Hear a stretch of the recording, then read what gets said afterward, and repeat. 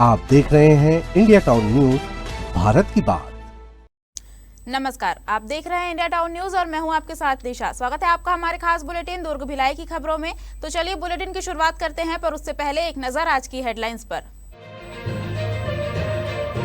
गंजपारा में जनदर्शन, मंत्री गजेंद्र यादव ने सुनी नागरिकों की समस्याएं, छात्रों को किया प्रोत्साहित।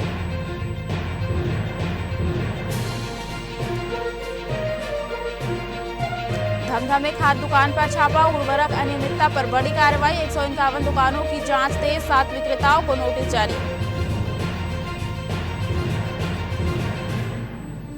दुर्ग में बारिश से निपटने की मॉडर्न तैयारी, बाढ़ सुरक्षा की कमान हाई अलर्ट पर।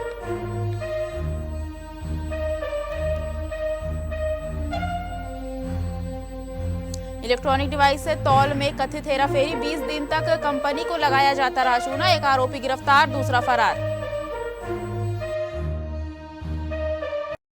गंजपारा स्थित क्षेत्रीय कार्यालय में आयोजित जनदर्शन कार्यक्रम में प्रदेश के मंत्री गजेंद्र यादव ने नागरिकों और कार्यकर्ताओं से मुलाकात कर उनकी समस्याएं और मांगे सुझाव सुने। इस दौरान बड़ी संख्या में लोग अपनी शिकायतें लेकर पहुंचे, जिन पर मंत्री ने संबंधित विभागीय अधिकारियों को तत्काल और प्रभावी निराकरण के निर्देश दिए। मंत्री ने कहा कि शासन की प्राथमिकता आम नागरिकों की समस्याओं का समयबद्ध समाधान सुनिश्चित करना है। उन्होंने बताया कि इस उद्देश्य से नियमित जनदर्शन के माध्यम से लोगों से सीधे संवाद स्थापित किया जा रहा है, ताकि उनकी समस्याओं का मौके पर ही समाधान हो सके। उन्होंने यह भी कहा कि विकास कार्यों के साथ साथ जनता की समस्याओं का संवेदनशीलता के साथ समाधान करना जनप्रतिनिधियों की महत्वपूर्ण जिम्मेदारी है। इसी भावना के तहत वे लगातार जनदर्शन आयोजित कर लोगों से संवाद कर रहे हैं और समाधान की दिशा में आवश्यक पहल कर रहे हैं। आपको कार्यक्रम के दौरान गंजपारा में रहने वाली मठपारा निवासी कक्षा चौथी की छात्रा प्रतिज्ञा सारथी से भी मंत्री की मुलाकात हुई। छात्रा की शिक्षा के प्रति लगन और उत्साह से प्रभावित होकर मंत्री ने उसके आगे की पढ़ाई के लिए सहयोग प्रदान किया और उसके उज्जवल भविष्य की शुभकामनाएं दी। दुर्ग में मानसून के दौरान संभावित अतिवृष्टि और बाढ़ जैसी परिस्थितियों से निपटने के लिए नगर निगम प्रशासन ने इस बार पूरी तरह एक्शन मोड अपना लिया है। आपको बता दें, नागरिकों की सुरक्षा और तत्काल राहत व्यवस्था को मजबूत करने के लिए निगम ने बाढ़ नियंत्रण प्रकोष्ठ का गठन किया है। आयुक्त सुमित अग्रवाल के निर्देश पर निगम कार्यालय भवन में एक 24 घंटे सक्रिय रहने वाला कंट्रोल रूम स्थापित किया गया है, जिससे किसी भी आपात स्थिति में तुरंत रिस्पांस सुनिश्चित किया जा सके।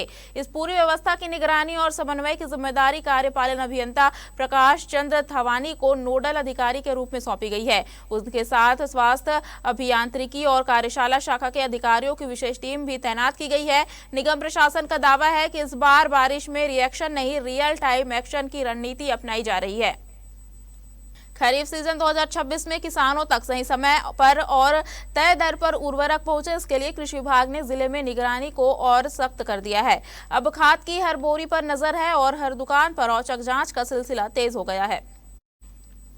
इसी कड़ी में कलेक्टर अभिजीत सिंह के निर्देश पर जिला स्तरीय उड़नदस्ता और उर्वरक निरीक्षकों की टीम ने धमधा विकासखंड के एक निजी कृषि केंद्र पर अचानक दबिश दी। जैसे ही टीम पहुंची, दुकान में हड़कंप मच गया। जांच के दौरान कई गंभीर अनियमितताएं सामने आई। इसके बाद बड़ी मात्रा में उर्वरक जब्त कर लिया गया। विभागीय कार्रवाई केवल यहीं तक सीमित नहीं रही। जिले में अब तक 151 निजी और सहकारी खाद विक्रय केंद्रों की जाँच हो चुकी है। निरीक्षण में अनियमितता पाए जाने पर 7 विक्रेताओं को कारण बताओ नोटिस जारी किया गया है, जबकि 4 केंद्रों पर बिना अनुमति अतिरिक्त उत्पाद बेचने के मामलों में कार्रवाई की गई है। कृषि विभाग ने किसानों को भी साफ संदेश दिया है, खाद खरीदते समय पक्का बिल जरूर ले, तय मूल्य से अधिक भुगतान न करें और किसी भी तरह की गड़बड़ी दिखे तो तुरंत शिकायत दर्ज कराएं।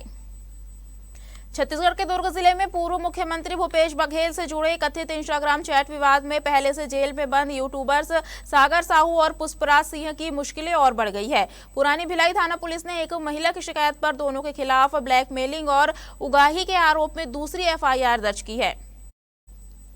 शिकायतकर्ता नेहा मिश्रा, जो उमदा गांव में पिछले 5 वर्षों से ग्राहक सेवा केंद्र संचालित करती है, ने आरोप लगाया है कि कुछ समय पहले सागर साहू और पुष्पराज सिंह आधार कार्ड की फोटोकॉपी कराने के बहाने उनके कार्यालय पहुंचे थे। इसके बाद उन्होंने बातचीत को कथित तौर पर तोड़ मरोड़ कर वीडियो तैयार किया और सोशल मीडिया पर प्रसारित कर दिया। महिला का आरोप है कि वीडियो हटाने के बदले आरोपियों ने पहले 50,000 रुपए की मांग की। बदनामी के डर से उन्होंने अपनी जमा पूंजी से 35,000 रुपए दे दिए, जिसके बाद वीडियो हटा दिया गया। हालांकि बाद में दोनों ने कथित रूप से 2 लाख रुपए की अतिरिक्त मांग की और रकम नहीं देने पर दोबारा वीडियो वायरल कर बदनाम करने की धमकी दी। इस संबंध में पुलिस का कहना है कि मामले की जांच उपलब्ध तथ्यों और साक्ष्यों के आधार पर की जा रही है।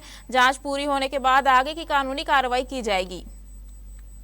भिलाई के खुर्सीपार इलाके में एक निर्माणाधीन इमारत में काम के दौरान अचानक अफरा तफरी मच गई जब 2 मजदूर करंट की चपेट में आने के बाद लगभग 20 फीट ऊंचाई से नीचे गिर पड़े।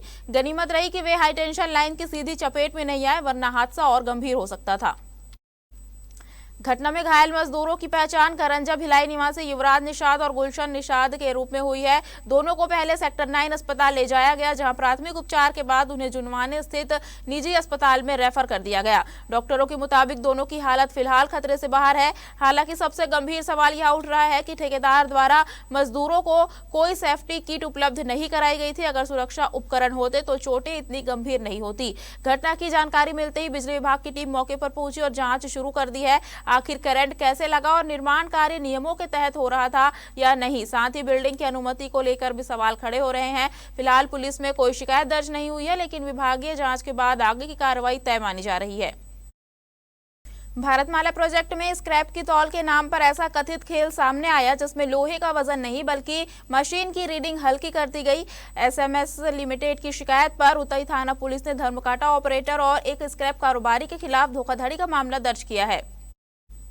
कंपनी का आरोप है कि धर्मकांटा मशीन के भीतर एक अतिरिक्त इलेक्ट्रॉनिक डिवाइस लगाकर स्क्रैप से भरे वाहनों का वजन वास्तविक से कम दिखाया जा रहा था। इस कथित हेराफेरी के चलते कंपनी को लगातार आर्थिक नुकसान उठाना पड़ा। मामले में धर्मकांटा ऑपरेटर कुंदन राम साहू को गिरफ्तार कर कोर्ट में पेश किया गया, जहां से उसे न्यायिक हिरासत में जेल भेज दिया गया। वहीं स्क्रैप कारोबारी अवतार सिंह अभी पुलिस की गिरफ्त से बाहर है और उसकी तलाश जारी है। दरअसल कंपनी के अधिकारियों को तब शक हुआ जब स्क्रैप की वास्तविक मात्रा और मशीन में दर्ज वजन के बीच लगातार अंतर दिखाई देने लगा।